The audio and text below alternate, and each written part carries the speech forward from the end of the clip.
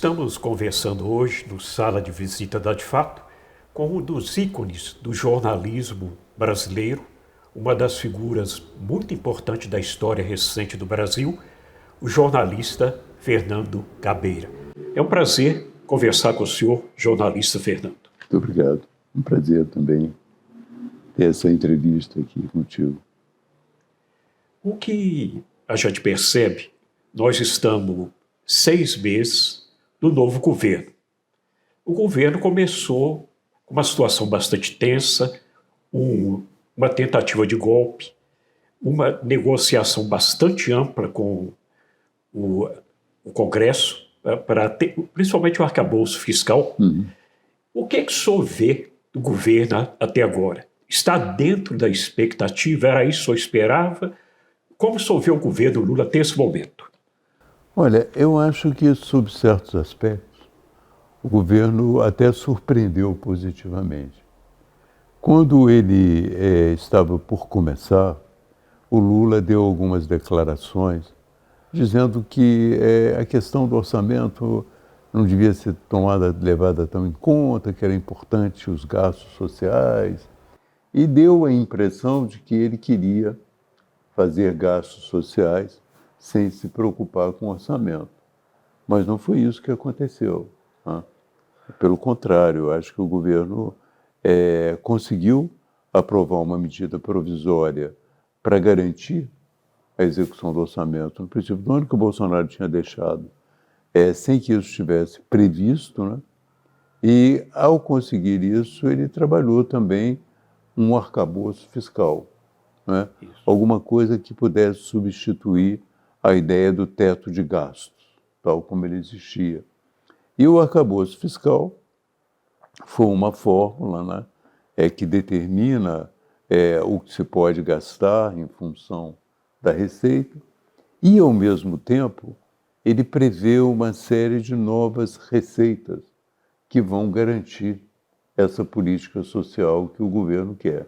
Portanto, aquele medo do governo gastar sem ter uma base já não existe mais tanto. O mercado, na época, protestou veementemente, né? Exatamente. Inclusive até protestando quando anunciou-se o Fernando Haddad como ministro. Como ministro. Além desse passo positivo, né, do arcabouço fiscal, existe um outro também que não vai ter efeitos imediatos, mas que é muito importante para o Brasil, que é a reforma tributária. Né?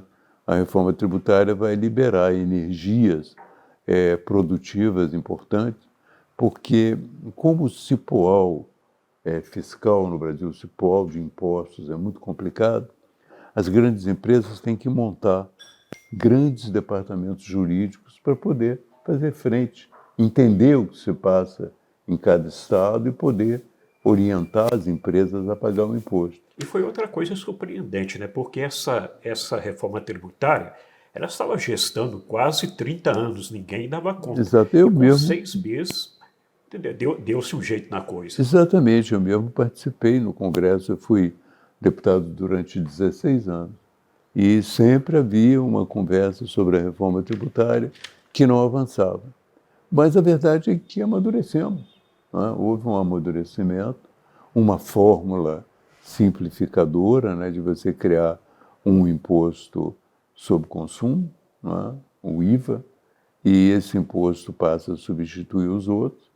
E com isso nós teremos, além dessa vantagem, que as empresas começam a usufruir quando o pagamento do imposto fica mais racional, mais tranquilo, existe a vantagem também do próprio consumidor ter uma noção um pouco melhor de quanto ele paga de imposto por cada coisa. Porque vai haver uma alíquota. Carga tributária exagerada aqui no Brasil. Hein? A carga tributária exagerada. Exato. E é preciso, né, que haja uma alíquota através da qual a gente calcule. Né? Por exemplo, se você paga imposto sobre determinado produto e a alíquota é de 25%, você divide por 1,25%, você vai ficar sabendo quanto você pagou de imposto. Isso é muito importante. Existe na reforma tributária, Fernando, um pequeno problema, que na última hora, para aprovar a reforma tributária, fizeram lá o que os deputados chamam de uma emenda aglutinativa. Todo mundo dá uma opinião e tal, O faz que uma acontece emenda. normalmente ali, Exato. quando chega no Senado, Exato. principalmente. E essa emenda aglutinativa envolve muitas isenções. Isenções para igreja, para clube esportivo, às vezes isenções até sobre o consumo das igrejas, entende? E isso, se você mantiver tal como está, não tem problema, mas vai repercutir no cálculo da alíquota. A alíquota pode ser uma alíquota de até 28%, Incrível, né? que colocaria o Brasil num patamar muito alto de cobrança de imposto. Portanto, vamos esperar o que vai acontecer no Para ver se Senado corrige essa para ver se distorção. corrige essa distorção. Ô, Fernando, o senhor tem uma carreira política bastante destacada, foi deputado, conforme disse, e por vários mandatos, inclusive quase foi governador do Rio. Isso. Perdeu uma eleição lá praticamente ali na margem de erro, né? Exato. Uma eleição foi na margem de erro. Foi candidato a presidente da República também, numa ocasião. Um enigma que existe em Brasília, talvez com a sua experiência o senhor consiga decifrar. Que esse presidencialismo de coalizão, com o Centrão de protagonista disso tudo aí. Ele é o protagonista da coalizão. Indiferentemente de matiz ideológica, qualquer governo fica refém do Centrão. Pode ser de esquerda, de Claro. centro, de direita, extrema-direita. Viu o que aconteceu com Bolsonaro. O senhor vê alguma solução para o Centrão? Olha, a primeira solução tentada, né, foi uma solução de reduzir o número de partidos, porque argumentava-se que o governo de coalizão ele era muito fluido, muito difícil de ser constituído, porque havia muitos partidos. Já se caminhou para uma redução relativa dos partidos. Mas, ainda assim, existem outros fatores que pesam muito, né?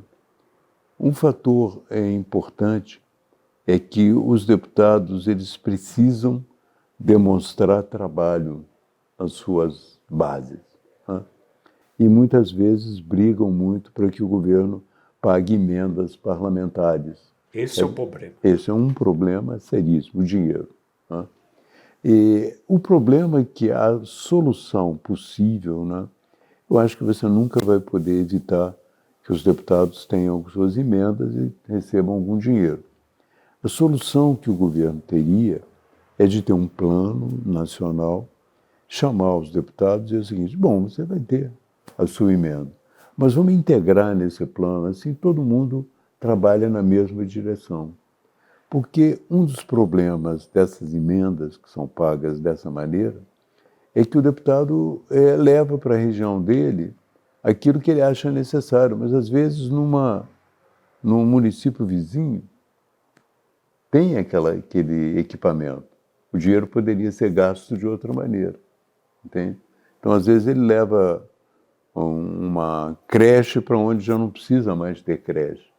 Então, para se racionalizar isso, o governo precisava criar uma equipe que pudesse negociar com os deputados, não negociar no sentido de que não pagam a emenda, mas negociar no sentido de vamos transformar isso numa coisa mais racional. Tem que racionalizar Exato. isso aí. Vamos gastar esse dinheiro de uma forma mais racional, consequentemente com mais benefícios para o povo. Mais transparência, inclusive. Exato, mais transparência e mais benefícios para o povo. O Bolsonaro criou uma aberração que foi conjunto com a Turnira, que foi esse orçamento secreto. A gente sempre dizia, desde quando surgiu o orçamento secreto, a gente dizia claramente que era inconstitucional. Você não pode ter um gasto público que os contribuintes não saibam correr. Mas por que legalmente isso aí não foi impedido? Não, ele acabou sendo impedido porque entrou-se no Supremo. E o Supremo julgou e considerou inconstitucional. Mas depois que já tinha feito um estrago depois que o imenso. dinheiro, depois que mais de 30 bilhões já tinham ido para o brejo. Entende? É uma coisa incrível. Ô, Fernando, eu sempre digo que cada evento histórico e passa uma mensagem para a sociedade. Eu gosto muito de falar sobre a Lava Jato. A Lava Jato, no início, parecia que ia ser uma referência no Brasil de combate à corrupção. Veio para acabar com essa prática de uma vez por todas. Mas ela foi se destoando, até que deu no que deu. Virou o projeto de poder e deu no que deu. Recentemente, um dos protagonistas da Lava Jato, Dalton Dallagnol, ele teve o mandato cassado. O Sérgio Moro, acho que está indo pelo mesmo caminho. Que mensagem o senhor passa para a gente sobre esse a que ponto chegou a Lava Jato com essa cassação e essa possível cassação do ex-juiz? Perfeito. Você sabe que antes da Lava Jato já houve uma série de operações contra a corrupção que, de uma certa maneira, falharam. Não é? Elas chegaram, mas o Supremo desmontou, dizendo que elas não estavam legalmente corretas. A Lava Jato conseguiu dar um passo adiante, porque ela unificou 3 bases, não é, importantes. Ela unificou no mesmo trabalho a Polícia Federal, a Procuradoria e a Receita. Então, ela conseguiu fazer com que os dados fluíssem muito facilmente da Polícia para a Procuradoria, da Receita para a Polícia. Então, ela teve uma visão mais clara de como o dinheiro estava sendo desviado. Né? O outro fator que foi positivo para ela, num determinado momento, é que havia um amadurecimento internacional no sentido de combater a corrupção. E a cooperação internacional se tornou mais fácil. A própria Suíça, no passado, era um país um pouco impermeável a colaborar. Era o paraíso dessas contas. Né? E a Suíça começou a colaborar também. Então, essa união desses 3 pilares, Receita, Polícia Federal e Procuradoria, mais uma nova relação internacional, permitiu que a Lava Jato tivesse uma eficácia muito grande. No sentido de levantar a corrupção no Brasil e, mais ainda, de provocar um quase terremoto político no continente, porque muitos governos ficaram abalados, porque a corrupção que a Odebrecht desenvolvia, ela não ficava só no Brasil. Ela foi para Venezuela, ela foi para o Equador, ela foi para o Peru. Inclusive, um presidente do Peru suicidou-se. Suicidou, por causa Garcia. Exato. Agora, evidentemente que havia uma proximidade muito grande entre o juiz e a procuradoria. E essa proximidade começou a ser desmontada, começou a ser mostrada numa série de telefonemas e de trocas de mensagens que eles faziam pelo Telegram, e que é essa operação chamada Vaza Jato. Isso enfraqueceu bastante, que mostrou que não havia tanta imparcialidade do juiz. Ele estava envolvido na acusação. Esse aspecto enfraqueceu. O outro aspecto que enfraqueceu está na sua própria pergunta, na sua própria formulação. Quando o Sérgio Moro se aproxima do Bolsonaro, ele dá a entender claramente que eles estavam numa operação política. Ele compromete politicamente a Lava Jato. A Lava Jato passa a ser um elemento do bolsonarismo, um elemento aliado ao bolsonarismo. E com isso, evidentemente, ela começa a sofrer todas as consequências que ela sofreu. Em primeiro lugar, a anulação da condenação do Lula. Né? Em segundo lugar, as investigações sobre a própria Lava Jato. Em terceiro lugar, a perda de mandatos do Dallagnol, possivelmente a perda de mandato do Sérgio Moro. Mas é importante que a gente veja que a Lava Jato se desfez por uma série de erros, mas houve corrupção.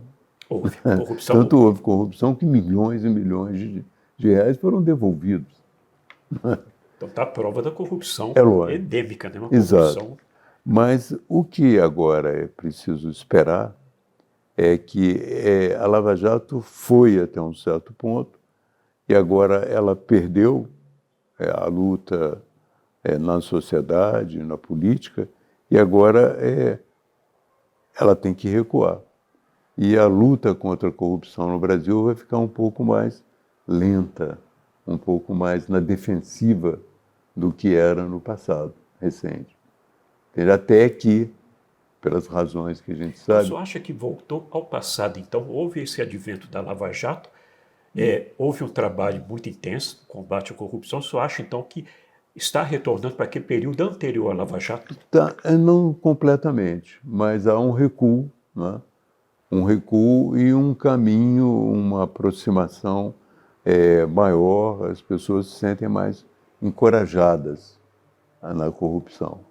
Mas isso eu costumo dizer que são situações no Brasil que são ondas que vão e vêm, entende? Num certo momento a luta contra a corrupção avança bastante, depois ela é obrigada a recuar, a corrupção avança bastante, quando chega num momento insuportável, de novo um outro golpe, entende? É isso que a gente tem visto, essas idas e vindas. O jornalista, por falar em golpe, sou uma experiência muito grande lá naqueles corredores de Brasília, uma participação muito intensa, até lembro aqueles embates com o Severino Cavalcante, muito interessante. Essa CPI dos atos golpistas começou com estardalhaço, muita agitação, depois daquele mutismo do Coronel Cid, foi lá e não respondeu nada, ela parece que baixou um pouco a temperatura. Como o senhor vê isso? Eu vejo que a CPI, ela era talvez importante, mas ela foi muito negada pelo governo no princípio. E houve um episódio que acabou fortalecendo a oposição, dizendo: vamos fazer uma CPI, queremos mostrar que o governo foi omisso. E o governo dizia: não, já tem investigação correndo na Polícia Federal, já tem investigação no Supremo, não precisamos de CPI. Mas houve aquelas filmagens mostrando que o chefe do Gabinete de Segurança Institucional, ele estava lá no dia do golpe. Estava no Planalto. E não se reagiu da forma como se esperava. Então isso deu força para que a CPI saísse. Bom, vamos fazer a CPI, agora o governo não pode mais desfigurar. Mas, na verdade, uma CPI, para ser bem feita, é preciso que as pessoas estudem e se preparem muito sobre o tema. E, nesse campo, a polícia e o Supremo já tinham avançado muito. E ela avançou pouco, ela criou poucos fatos novos, ela desenvolveu poucos fatos novos. E também a oposição, ela tem uma tática que não é uma tática assim, muito produtiva em CPI. Porque no meu tempo de CPI, a gente procurava documentos, situações, depoimentos, para poder mostrar, através do relatório, que tinha havido um crime, que havia responsável. A oposição, ela hoje mudou muito, exatamente pelo advento da internet. A oposição hoje muito de falar alguma coisa e, antes de esperar bem a resposta, ou se preocupar com a resposta, ela volta ao telefone celular e se comunica com os seus espectadores. Ela está muito mais voltada para uma performance nas redes sociais do que propriamente para resolver o problema, entende? Então eu sou um pouco cético quanto à possibilidade da CPI descobrir coisas que a polícia não descobriu. Gostaria de agradecer muito pelo privilégio da entrevista. Obrigado. Muito obrigado. Se pudesse, a gente ficava aqui a noite inteira batendo papo, só tem muita história para contar. Muito obrigado pela oportunidade. Boa noite.